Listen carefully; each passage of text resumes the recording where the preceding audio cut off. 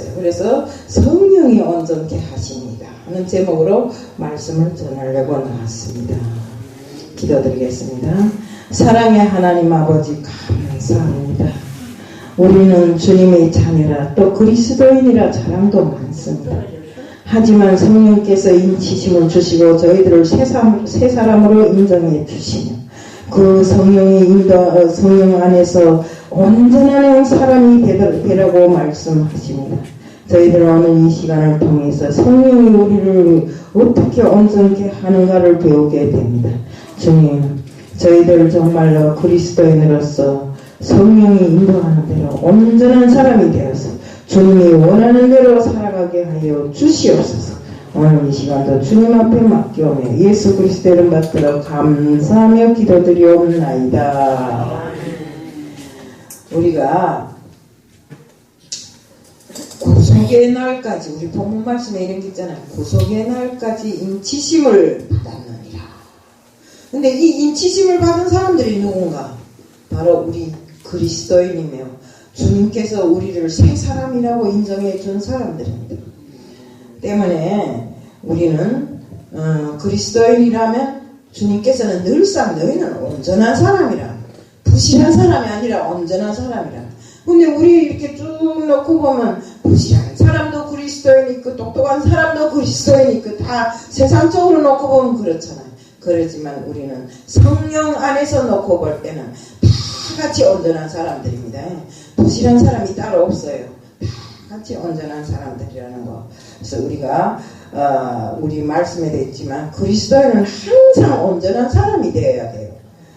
옛사람 구습을 벗어버리고 항상 새 사람이 되어서 주님께 내 삶 자체를 온전히 드릴 줄 아는 이런 사람이 되어야 된다 이겁니다. 그 다음에 또 그리스도인은 거짓말을 하지 마요. 거짓말은 마귀의 자손이라는 이 증거가 되는 것입니다. 때문에 우리는 절대로 거짓말하지 말고 정직한 사람이 되어야 돼요. 정직은 우리가 그리스도인의 첫째 표징입니다. 우리가 또 그리스도인은 분을 내어도 아침에 분을 내었으면 저녁 가기 전에 그 분을 다 없애버려요. 서로 화합을 하고 서로 연합을 하면서 아이고 내가 잘못했으니 정말 서로 화해를 합시다 이렇게 해서 다 풀어버려요. 그놈의 한 번 분을 품으면 오늘 저녁 지나서 내일 저녁 모레 저녁 평생을 저 사람이 나인데 어떻게 했는데 저 사람이 나인데 어떻게 했는데 맨날 이런 생각을 하면 안 돼요. 우리는 그리스도 안에서 다 같은 형제이고 다 그리스도의 피를 나는 형제들이기 때문에 뭐 옳고 그름이 따로 없어요. 특별히 나쁜 짓을 하지 않고 내가 정말 그리스도의 자녀가 됐으면 그 사람도 그리스도의 자녀라고 생각하고 정말로 우리가 서로 분을 품지 말고 서로 화해하고 서로 기쁜 마음으로 이렇게 즐겁게 살아야 되는 것입니다. 왜 저녁까지 분을 품죠? 우리가 분을 품으면 마귀가 역사를 합니다. 때문에 마귀에게 틈을 주지 말아야 돼요. 그래서 짧은 시간에 백수록이면 짧은 시간에 화해하고 서로가 연합하는 이런 우리들이 돼야 되는 거예요. 또 우리 그리스도인은 도둑질하지 말라고 했어요. 왜? 도둑질은 참으로 나쁜 것입니다. 나는 도둑질을 하니까 어디 가서 뭐 감자 도둑질하고 무 도둑질하고 남이 옷 도둑질하고 남이 무슨 그런 거 도둑질하는 것만 도둑질인 줄 알았어요. 근데 우리의 도둑질은 우리 그리스도인들이 도둑질은 뭡니까? 하나님 말씀을 어기고 제대로 집행 안 하는 것도 도둑질입니다. 배웠는데 왜 안 하는가 이겁니다. 또 우리가 헌금을 제대로 하지 않고 헌금을 요만큼 해라고 성경에 다 지적되어 있음에도 불구하고 하지 않는 것도 도둑질이다. 하나님 것을 도둑질하는 것은 하나님 것을 그대로 돌리라고 했어요. 돌려드리라고 했어요. 근데 우리는 하나님 것을 제대로 드리지 않고 또 하는 것도 도둑질이더라. 내 마음에 나쁜 마음을 품고 이거 하는 건 다 도둑질 나쁜 뜻입니다.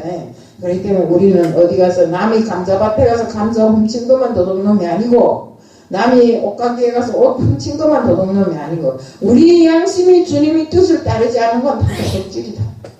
이걸 명심해야 됩니다. 이렇게 정말로 우리가 정직하고 정말 우리 마음이 진실로 주님을 따르는 이런 사람이 될 때, 정말 주님이 원하시는 새 사람이 될 때, 이럴 때 주님이 몸된 교회가 저절로 세워져 가는 것입니다.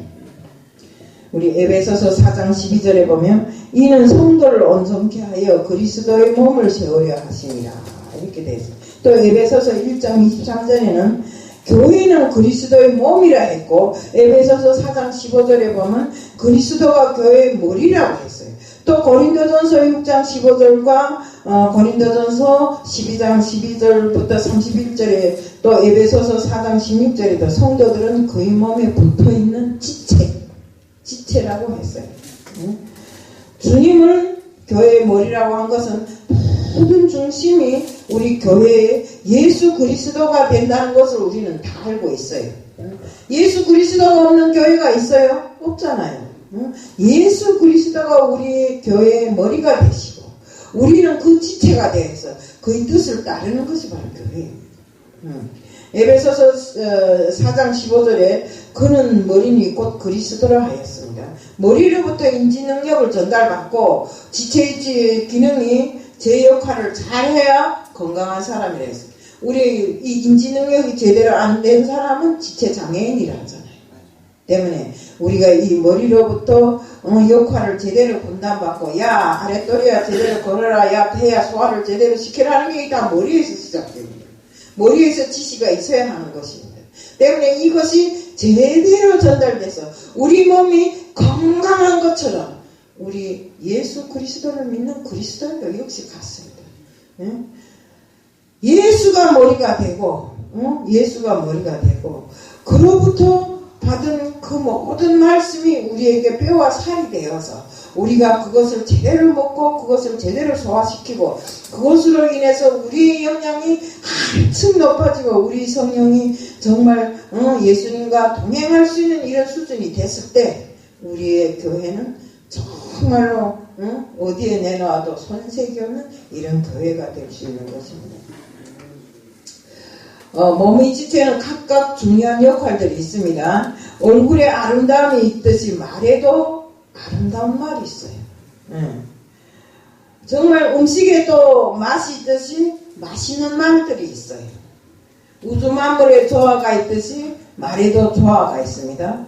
분노를 일으키고 절망을 주는 말이 있는가 하면 그 사람에게 정말 희망을 주고 용기를 주어서 죽으려고 했던 사람이 죽지 않고 다시 살아날 수 있는 이런 말들이 있습니다. 우리 여러분들은 주로 어떤 말들을 사용하는지 잘 모르겠지만 저는 지난날에 누구하고 싸움을 해도 어떻게 하면 저 사람이 더 화가 나는 말을 하겠는가 그런 것만 생각하고 했어요. 못된 사람이죠.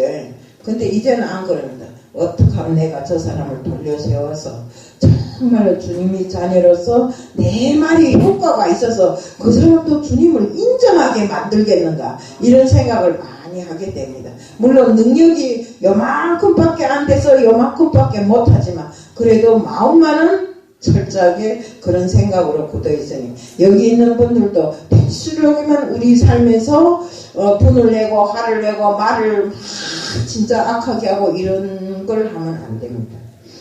우리 어느 날 제가 예화를 하나 든다면 어느 날 주인이 종에게 가서 세상에 가장 맛있는 걸 네 마음대로 골라서 사오라고 합니다.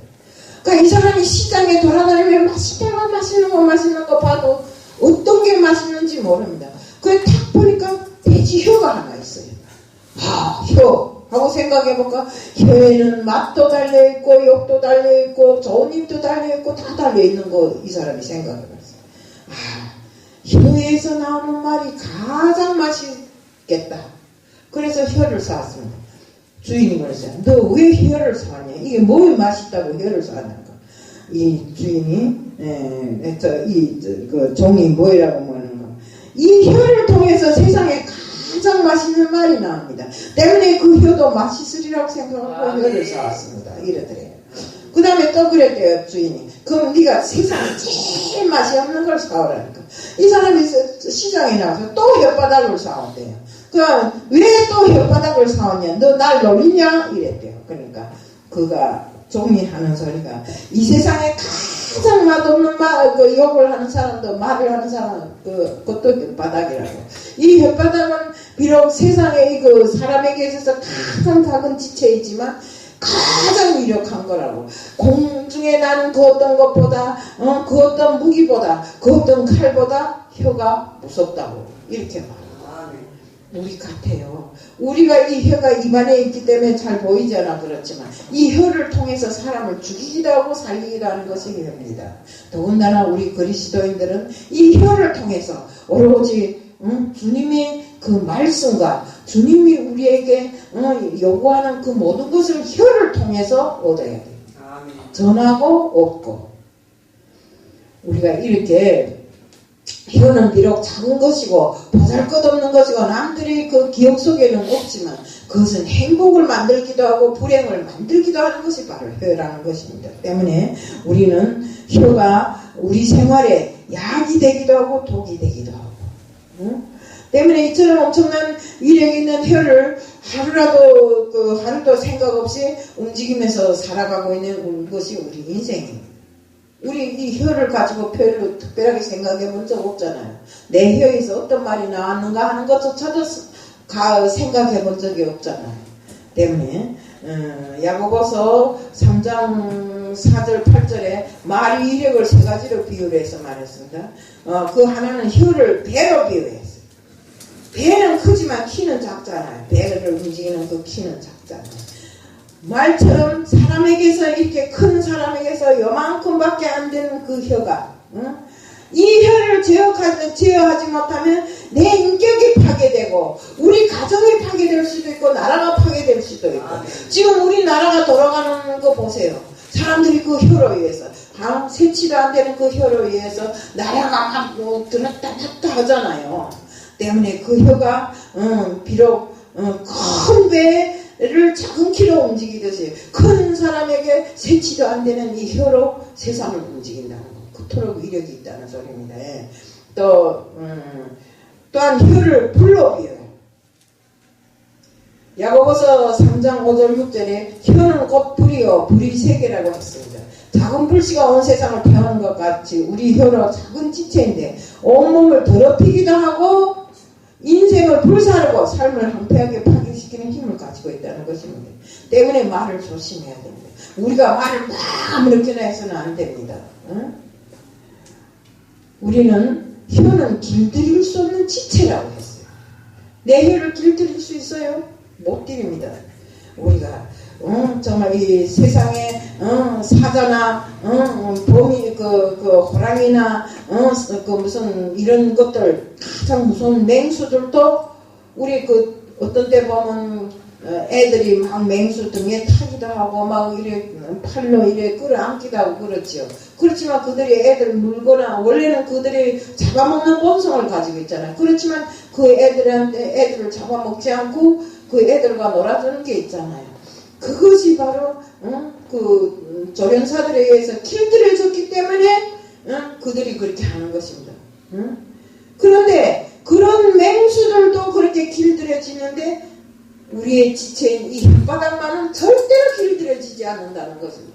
때에 맞춰서 욕도 하고 칭찬도 하고 막 이런다는 것입니다.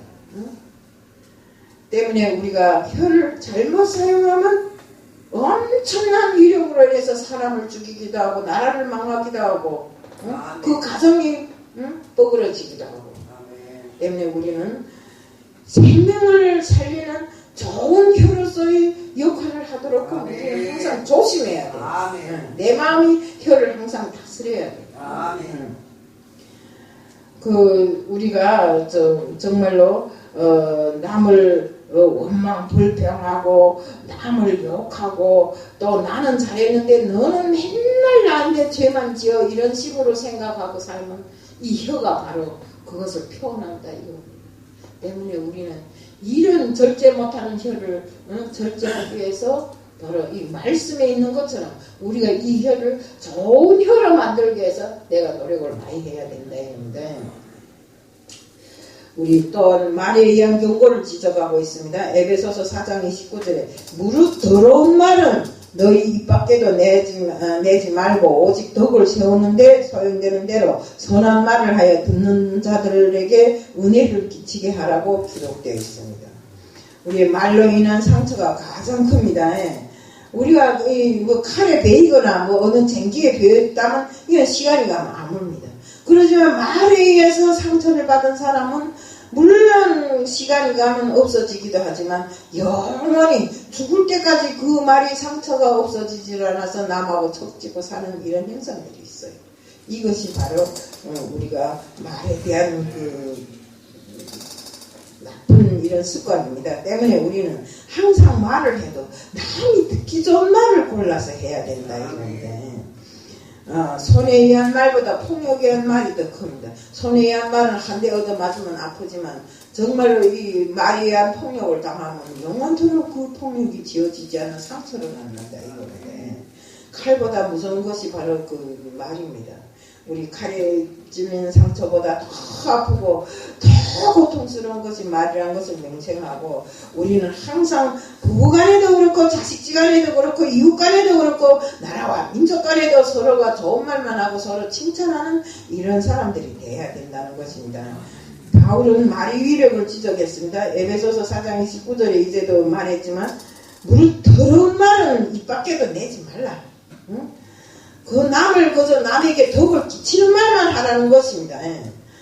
그리고 때문에 성도가 하지 말아야 할 말은 무엇인가 우리가 보겠습니다.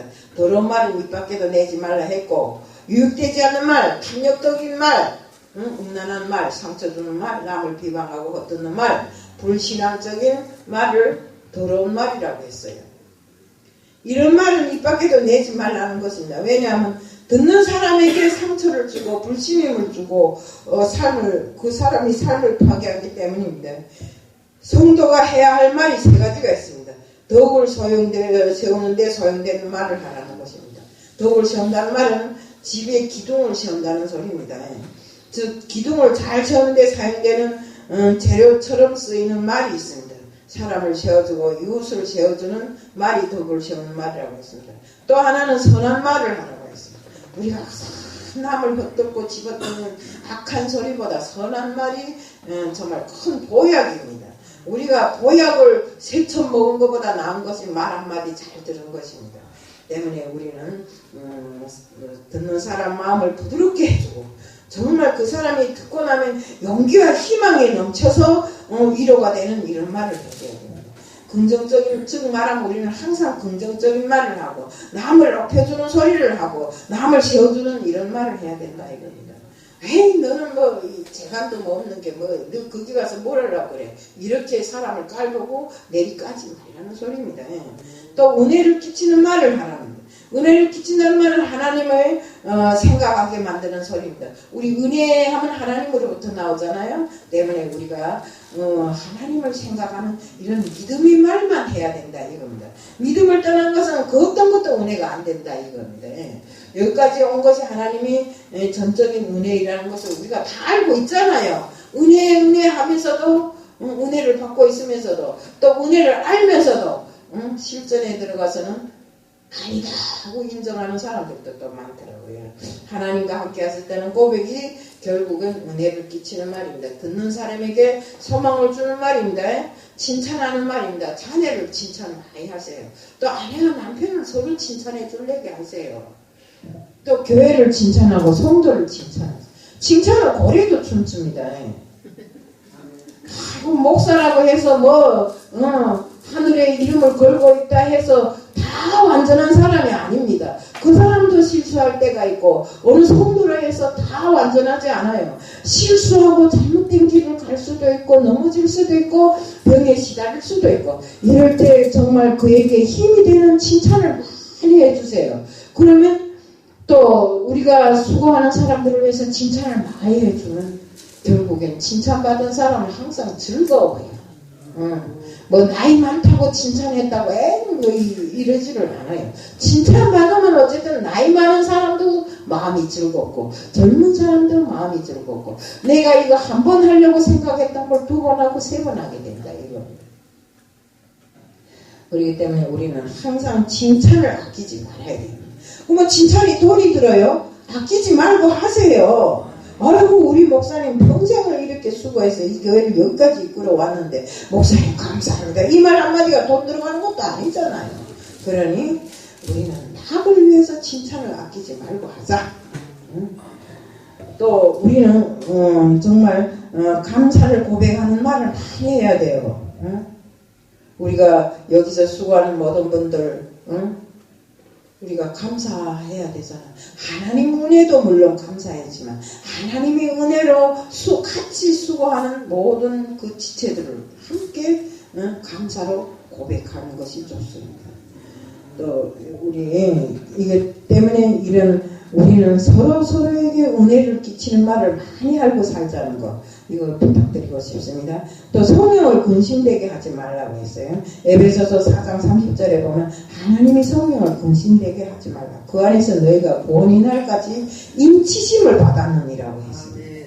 하나님이 성령이 근심한다는 말은 부모가 비뚤어진 자식 때문에 근심하는 거하고 똑같습니다. 하나님은 우리 아버지시잖아요. 그러면 아버지께서 자식이 근심하게 만드는데 근심치 않고 야야야야 하고 손뼉치고 하나님이 좋아하시겠어요? 절대로 아닙니다.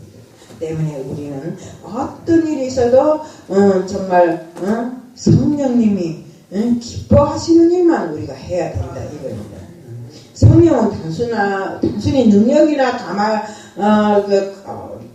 감동만 있는 것이 아니라 인격적인 분이기 때문에 우리 하나님이 살아계신다고 했었잖아요. 죽은 하나님이 아니라 이겁니다. 자기가 글로만 써놓은 하나님이 아니다 이겁니다. 살아계신 하나님이기 때문에 그분은 반드시 인격적인 하나님이십니다. 더럽거나 옳지 못한 것을 봤을 때는 화를 냅니다. 근심하십니다. 때문에 우리는 성령이 근심되게 하는 일을 절대로 하지 말아야 된다고 했습니다. 신앙도 마찬가지입니다. 성령이 근심한다는 말씀은 하나님의 자녀가 잘못하고 있기 때문에 성령이 근심하는 것입니다. 또 정말 우리는 변화받은 사람이라고 하면서 그 영이 잠자고 있으면 안 돼요. 변화받은 사람의 영을 항상 깨어서 세상을 살아가면서도 하나님이 영적인 그 모든 것을 우리가 받을 수 있는 이런 마음의 준비를 갖고 있어야 됩니다. 우리가 잘못 살 때 성령이 탄식하고 속에서 울고 계십니다. 때문에 성령을 근심하게 하는 5가지 요소가 있습니다. 에베소서 31절에 너희는 모든 악독과 노함과 분냄과 떠드는 것과 비방하는 것은 모든 악의와 함께 버리고 이렇게 되어 있습니다. 악독, 첫째는 성령이 근심하게 하는 것이 첫째는 악독입니다. 도끼를 품고 남을 해치려는 마음을 말합니다. 또 노함입니다. 악독에서 나온 결정적인 분노를 노함이라고 합니다. 분냄입니다. 분을 품고 보복하고 격분하는 이런 마음을 놓고 말합니다. 떠드는 것입니다. 분쟁을 일으키는 것, 트러블을 생기게 해서 서로가 서로를 믿지 못하게 하는 이런 모든 것들인데 비방하는 것이라고 했습니다. 악의를 품고 상대방을 목욕하고 비방합니다. 자기는 잘 못하면서도 항상 남에게 악의를 품고 남을 어떤 말로 정말 그 사람을 비방하는 이런 일을 하지 말아야 됩니다. 지적한 5가지는 성령을 근심되게 하는 요소가 되는 것이며 악의 뿌리가 됩니다. 이거라는 것은 악의와 함께 버리라고 했어요. 그러면서 성령이 근심하는 것을 어떻게 알 수 있는가 우리가 보면 내적인 근거입니다. 영이 깨어있는 성도들은 근심하는 하나님의 그 미묘한 탄식 소리를 들을 수 있어요. 그 마음이 불안해지고 막 우리가 성령이 근심할 때는 우리 마음이 함께 불안해집니다. 막 성령이 근심한데 우리가 그것도 모르고 막 즐겁고 막 이렇다면 이거는 영적으로 깨어있는 사람이 아닙니다. 때문에 우리는 성령이 근심하고 정말 미세한 소리지만 탄식하는 소리를 들을 수 있는 이런 깨어있는 영으로 살아야 돼요.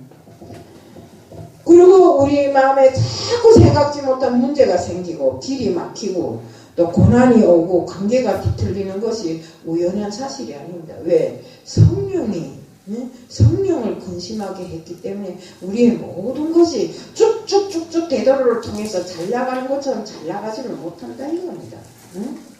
이럴 때 금식 기도를 하고 작정 기도를 하면서 영적 주파수를 하나님과 맞춰나가야 돼요. 아멘. 영적인 감각이 없는 사람은 아예 성령이 근심하는 것도 모릅니다. 성령이 근심한다는 것은 영적으로 깨어있는 신앙을 놓고 말하기 때문에 우리는 바로 하나님을 사랑하는 자만이 성령이 깨어있는 자입니다. 서로 용서하며 살아야 됩니다. 에베소서 4장 32절에 서로 친절하게 하며 불쌍히 여기며 서로 용납하기를 하나님이 그리스도 안에서 너희를 용서함 같이 하라. 용서는 상대방에게 온정을 베푸는 것이고 자신을 위하는 것입니다. 우리가 용서한다는 것이 얼마나 중요한지 모릅니다. 제가 요즘에 어떤 사건에 부닥쳐서 딱 보니까 왜 항상 내 잘못은 없고 남만 잘못이 있다고 생각하기 때문에 용서가 없는 것입니다. 용서 딱 자꾸만 용서만 하면 용서하고 서로가 화해를 하면 되겠는데 그걸 못해서 일꾼들도 똑같아요. 그걸 못해서 네가 옳다 내가 옳다 네가 옳다 내가 옳다 해서 다른 사람들을 근심하게 만들고 다른 사람들이 정말 편안한 밤을 못 보내도록 이렇게 만드는 것이 바로 우리가 용서하지 못하는 사람의 결함입니다. 또 복수는 복수를 낳습니다. 용서하지 못할 때 세상이 얼마나 불행한지를 모릅니다. 미국에서 이민 온 사람이 오직 돈을 벌기 위해서 밀조업을 시작했어요. 그래서 술을 만들어 팔다 보니까 돈을 좀 벌었어요. 그래서 가수원도 사고 집도 크게 만들고 했는데 어느 날 그 깡패들이 와갖고 그 집을 다 불태워버리고 가수원도 다 불태워버렸어요. 그 아버지가 그 불에 타서 죽었는데 그 딸이 있었어요. 그런데 그 딸이 시집을 갔는데 그 남자가 자기하고 살던 남자가 사는 남자가 자기 집 가수원을 불태워버린 집이 자식이라는 것을 알게 됐어요. 그래서 항상 마음속에 복수의 마음을 품고 이 여자가 딴 데 나갔어요. 이 남자의 아이가 아닌 다른 남자의 아이를 가지게 되었어요. 근데 이 남자가 이것을 알게 되었어요. 그러니까 그러더래요. 네가 가수원 태울 때 너도 태워 죽였어야 되는 건데 하고 총으로 그 여자를 쏴 죽였대요. 이렇게 복수는 복수를 부른다 이겁니다. 서로가 복수하지 말고 지난날의 잘못을 서로가 회개하고 화해하면서 살았더라면 죽는 일은 없었잖아요. 이렇게 내가 복수를 하겠다고 생각을 해도 그 복수는 우리는 항상 하나님이 해주신다는 것을 알아야 돼요. 내가 억울한 일 당하면 하나님이 가만 안 있어요. 내가 억울한 일 당하고 정말 슬픔에 잠겨있으면 하나님도 같이 슬퍼하시고 하나님이 그 복수를 하나님이 해주셔야지. 내가 그걸 한다? 천만의 말씀 절대로 못합니다. 때문에 우리는 우리의 아버지이신 하나님께 그 모든 것을 맡기고 진실로 복수해야 될 일이라고 하신다면 하나님이 복수해 주신다. 그러니까 우리는 우리의 모든 삶의 모든 것을 다 하나님께 맡기고 살아야 된다.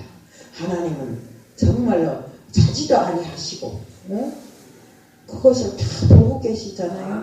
제가 저번에도 이야기했지만 유치원 아이들이 하나님을 그리라고 하니까 얼굴은 안 그려놓고 눈만 크게 하나 그려놨더래요. 그래서 왜 하나님을 그리라 했는데 눈만 그려놨는데 하나님은 잠도 안 자시고 살짝 철눈 뜨고 보기 때문에 눈만 있다고 그러더래요.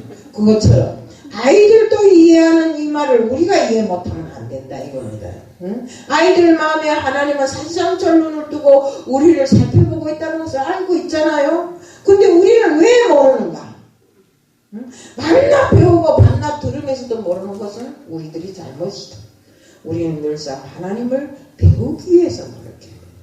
하나님 뜻을 따르기 위해서 노력해야 됩니다. 우리 용서하려면 우선 불쌍한 마음이 들어야 돼요.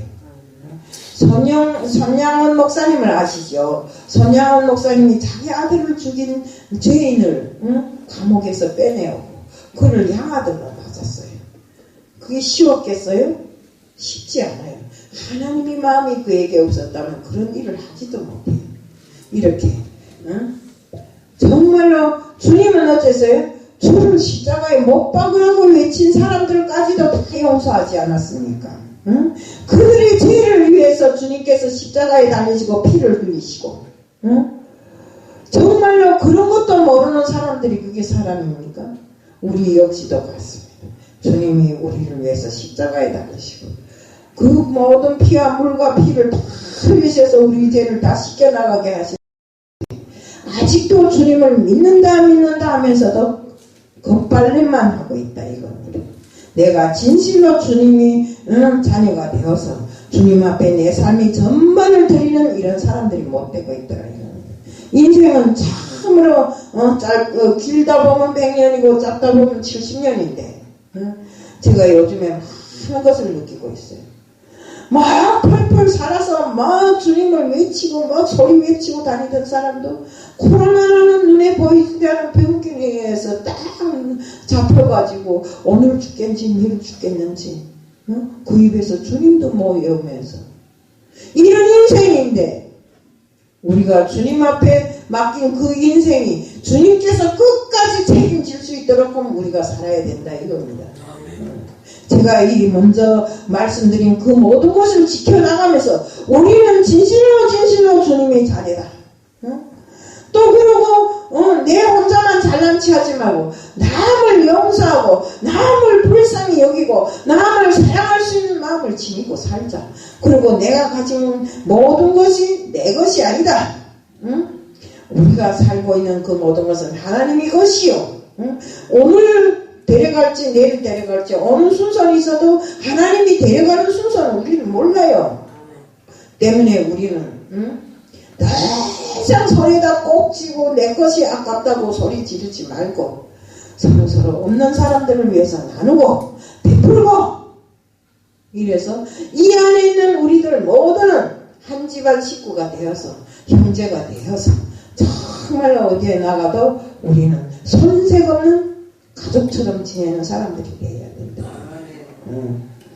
우리는 진짜로 성령을 근심되게 하는 이런 일을 하면 된다. 세미하게 들려오는 소리지만 성령이 우리 때문에 탄식하는 소리를 들을 줄 아는 사람들이 돼야 되고, 정말 성령이 우리를 위해서 이렇게 탄식하는 소리를 들었다면 우리는 그 자리에서 금식을 하고 회개를 하고 기도를 하면서 주님께 우리의 마음을 올려드리고 알려드리고 두드려야 돼. 우리는 이런 사람 다 되자는 것입니다. 에베소서 4장 30절에 하나님이 성령을 근심되게 하지 말라. 그 안에 너희가 구원의 날까지 인치심을 받았느라고 했잖아요. 우리가 구원의 날까지 정말 성령의 인치심을 받은 사람들로서 성령이 하자고 하는 대로 하면 삐뚤어져 나갈 일이 없다 이겁니다. 바울이 교회에 거만한 말들이 보면 성령에 근심되게 하는 일을 하지 말라고 바울도 정말 말하면서 자기는 그 성령이 근심되는 일을 많이 했기 때문에 영적으로 걸려서 넘어진 일들이 많았다고 합니다. 그것도 회개잖아요. 절대로 우리는 하나님이 원하시는 일이 아닌 이런 일을 하지 말자는 거. 그래서 이런 것들을 모든 걸 정말 고치고 회개하고 해결하는 방법이 바로 믿음입니다. 때문에 우리는 성령의 인도하심으로 영육간의 모든 장애물을 푸는 열쇠가 바로 주님 앞에 있고 우리가 믿음 안에 있사오니 우리들 모두는 믿음을 지켜나가는 모든 사람들이 다 되자는 것을 말씀드립니다. 사랑의 하나님 아버지 감사합니다. 성령이 근심되게 하는 일을 절대로 하지 않게 해주옵시고 저희들 항상 성령 안에서 주님이 뜻하고 원하시는 일만 할 수 있게 해주시옵소서. 오늘 이 시간도 주님 앞에 맡겨오며 예수 그리스도를 받들어 감사하며 기도드리옵나이다. 아멘.